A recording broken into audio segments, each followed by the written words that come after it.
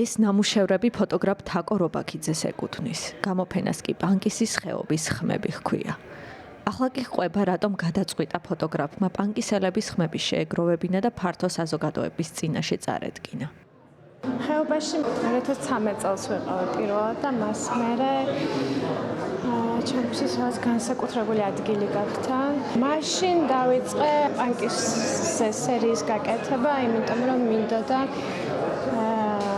ასე ვთქვათ, სტერეოტიპების დანგრევა და არსებული ზედაპირული და ბევრი ცრუ ინფორმაციის გადაფარვა ამ ადამიანების ყოველდღიური ცხოვრებით, მათი ხასიათით, მათი კულტურით და მეჩვენებინა ადამიანებისთვის რა განსაკუთრებული ადგილია და როგორი ხალხი ცხოვრობს იქ. ეს სერია არის კონკრეტულად ავარჩიეთ ქალები არიან წარმოდგენილნი. ჩემთვის ისინი მართლა განსაკუთრებულნი არიან.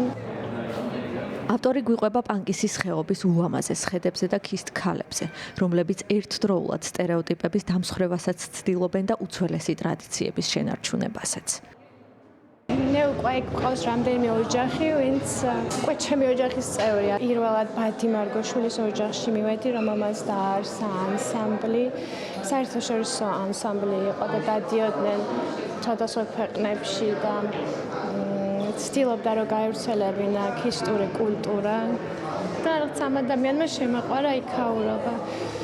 ასევე ხასო ხანგოშვილის ოჯახმა აი ამ რაღაც დიდ კულტურას და ტრადიციებს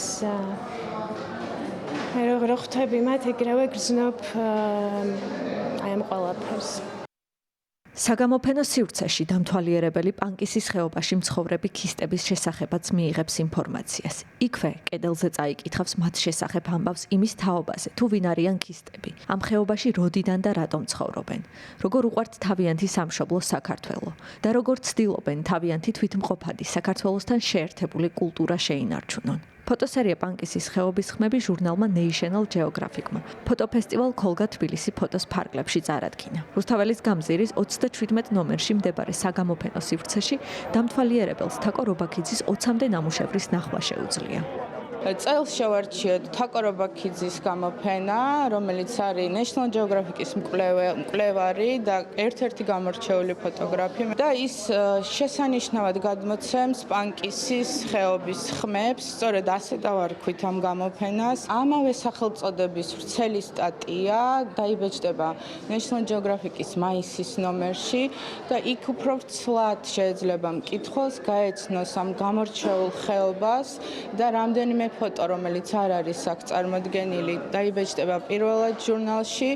თაკო ჩვენი მეგობარია, გამორჩეული ქართველი ქალი ფოტოგრაფია და საქართველოს ფარგლებს გარეთ თუ ვინმე იცნობს საქართველოს ფოტოგრაფიას, თანამედროვე ფოტოგრაფიას, ერთ-ერთი გამორჩეული ავტორი არის თაკო.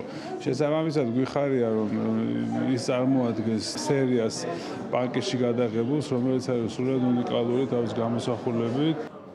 გამოფენაზე თაკო რობაქიძის ნამუშევრების სანახავად ბევრი დამთვალიერებელი მივიდა. მათ შორის იყვნენ ქართველი თუ უცხოელი ფოტოგრაფები. მე გერმანიიდან ვარ 2011 წლიდან ძალიან ხშირად ჩამოვდივარ საქართველოში და სხვადასხვა პროექტში მონაწილეობ. ქართველ ფოტოგრაფებთან ერთად წიგნის კი გამოვეცით. თაკო რობაქიძის ნამუშევრები დიდი ხნის წინ მაქვს ნანახი. ძალიან მომწონს მისი ფოტოებით მოყოლილი ამბები. თითოეულ ნამუშევარში იგრძნობა, რომ იგი ძალიან ახლოსაა მის მიერ ფოტოებით გადმოცემულ ამბებთან. მომწონს მისი ვიზუალური თხრობა და ამბების სურათებად გარდაქმნის ნიჭი. პანკისის ხეობის შესახებ ბევრი არაფერი ვიცი. იქ არ ვარ ნამყოფი, თუმცა ბევრი რამ სწორედ თაკო რობაქიძის ფოტოებიდან გავიგე.